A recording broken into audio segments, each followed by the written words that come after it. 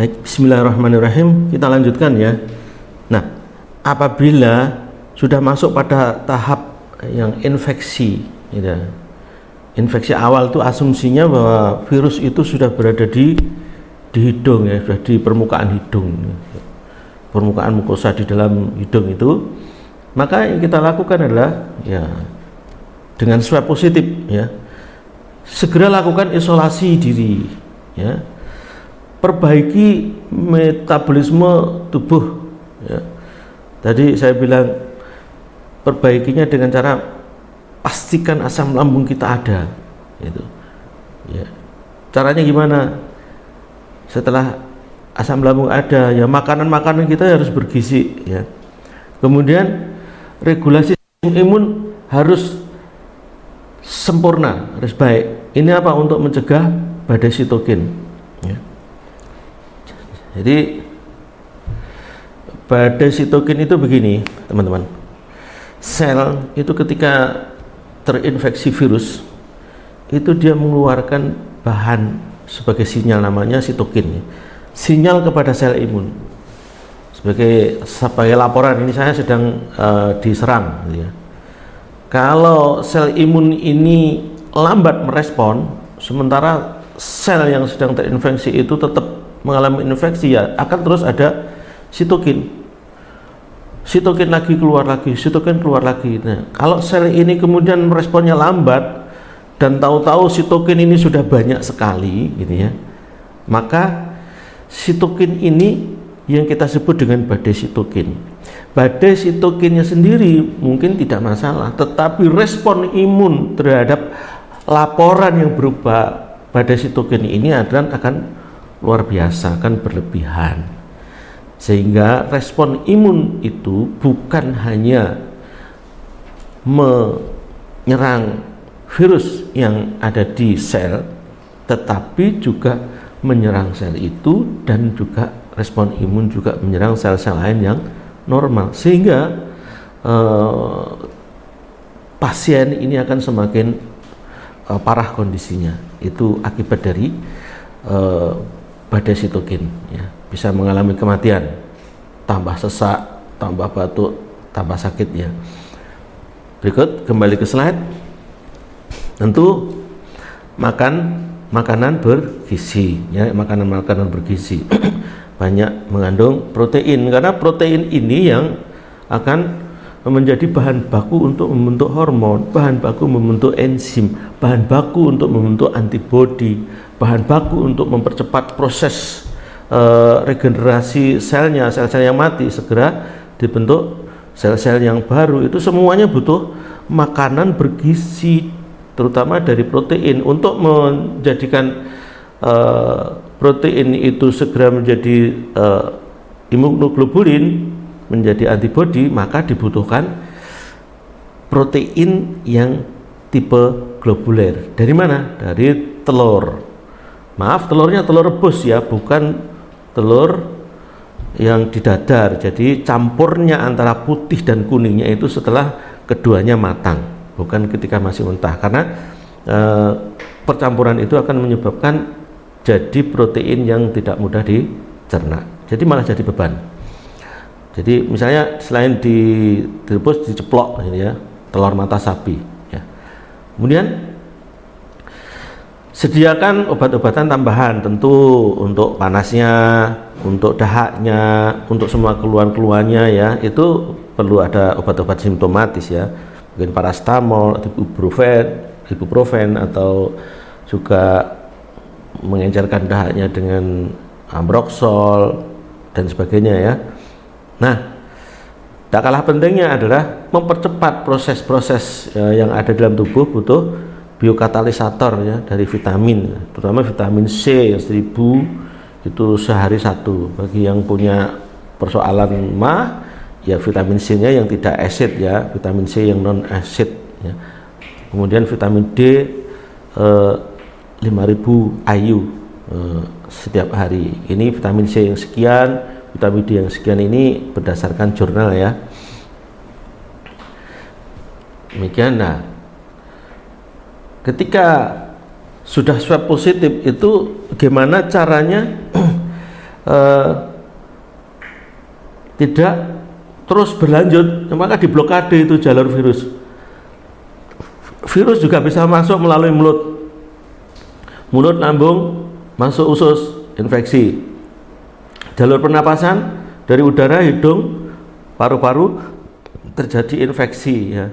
Nah, kemudian yang kedua, kalau virus itu tetap masuk ya, maka ganggu komunikasi antara spike, jadi antara spike tentakelnya, tangan atau mulutnya itu, supaya tidak mudah menempel ke sel target ya. Yang berikutnya, bunuh virus dengan imun kita.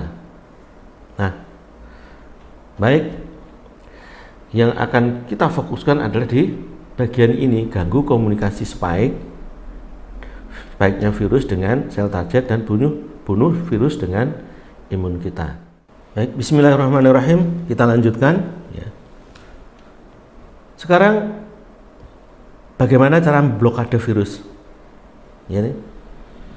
Pertama, blokade virus melalui jalur pernapasan. Ya, dari gambar ini sudah kita bayangkan dan kita sudah tahu semua, pakai masker dengan kerapatan yang paling tinggi gitu ya. Hindari aktivitas berkumpul, tutup mulut dengan tisu pada waktu bersin, jaga jarak, prokes 5M. Nah, berikutnya, blokade jalur virus melalui jalur pencernaan. Nah, ini ya, makan makanan yang bersih tentunya. Jaga kebersihan tangan dan badan dengan sabun dan antiseptik. Virus yang masuk melalui makanan akan menempuh jalur mulut. Dia akan masuk lambung dan usus halus. Nah, pembunuhan virus yang masuk melalui jalur pencernaan ini akan dilakukan oleh asam lambung. Jadi, maka pastikan asam lambung Anda kuat, tidak netral.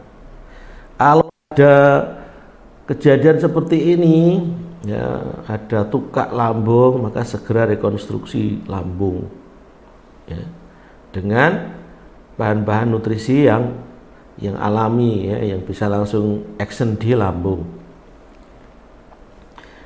Jadi rekonstruksi lambung ini jangan dinetralkan, jangan dihambat dengan obat yang menetralkan asam lambung atau air yang bersifat basa tinggi ya, alkali. Berikutnya, ganggu komunikasi spike virus dengan dinding sel, dengan reseptor angiotensin.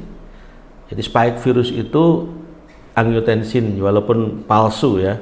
Kemudian kalau selnya mempunyai reseptor angiotensin, ya itu akan nempel gitu ya. Nah,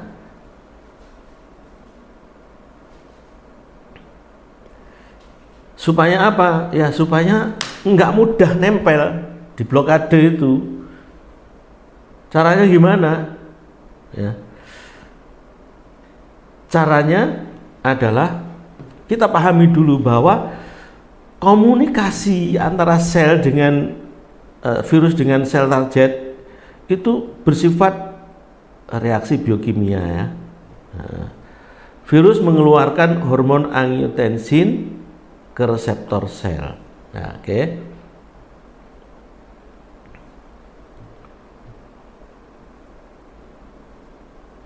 Udah bisa. Oke, ada kendala teknis ya. Dan komunikasi ini pada dasarnya adalah perpindahan elektron ya, dari spike ya kepada reseptor tadi ya, dari spike kepada reseptor. Nah, kemudian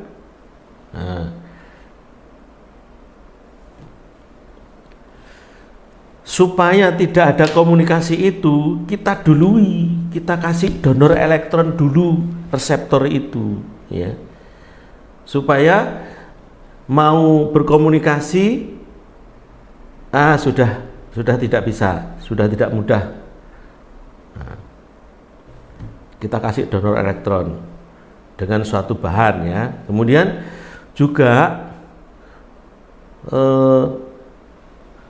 virus itu ya, tentakelnya itu terdiri atas glikoproteinnya.